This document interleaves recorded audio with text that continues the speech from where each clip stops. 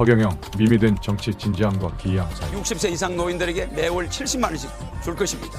결혼하는 사람들은 5천만 원씩 남녀 1억을 줄 것입니다. 출산하는 사람은 3천만 원씩 줄 것입니다. 평생 한 사람당 15억을 돌려줄 것입니다. 대통령 후보인가 아니면 퍼포먼스 아티스트인가, 수많은 조롱과 의심 속에서도 그는 여전히 출마를 선언합니다. 그리고 매번 사람들의 관심을 끌어냅니다. 1987년 첫 출마 당시 그의 나이 30대 중반, 직선제 개헌 이후 처음 열린 대선에서 그는 새로운 시대, 새로운 정치를 외쳤습니다. 놀랍게도 초기 허경영은 꽤 정상적이었어요. 경제 민주화, 부정부패 척결, 서민생활 개선, 지금 들어도 그럴듯한 공약들이었죠. 하지만 지지율은 미미했고 언론의 관심도 받지 못했습니다. 그때부터 그는 전략을 바꿨어요.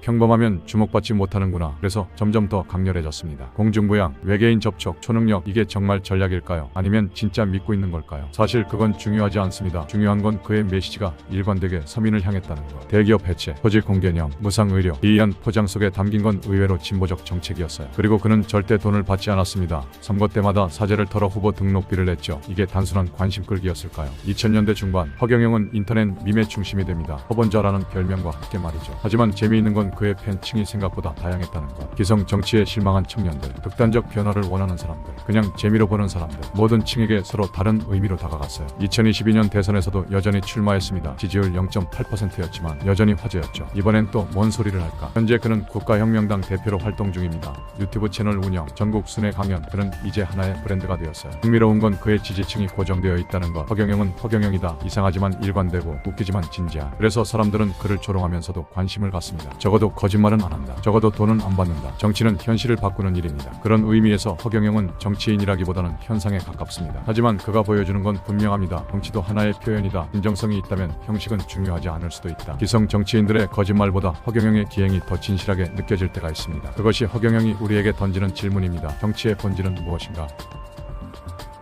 허경영, 밈이 된 정치 진지함과 기이함 사이. 60세 이상 노인들에게 매월 70만 원씩 줄 것입니다.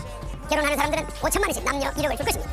출산하는 사람은 3천만 원씩 줄 것입니다. 평생 한 사람당 15억을 돌려줄 것입니다. 대통령 후보인가 아니면 퍼포먼스 아티스트인가, 수많은 조롱과 의심 속에서도 그는 여전히 출마를 선언합니다. 그리고 매번 사람들의 관심을 끌어냅니다. 1987년 첫 출마 당시 그의 나이 30대 중반, 직선제 개헌 이후 처음 열린 대선에서 그는 새로운 시대, 새로운 정치를 외쳤습니다. 놀랍게도 초기 허경영은 꽤 정상적이었어요. 경제 민주화, 부정부패 척결, 서민생활 개선, 지금 들어도 그럴듯한 공약들이었죠. 하지만 지지율은 미미했고 언론의 관심도 받지 못했습니다. 그때부터 그는 전략을 바꿨어요.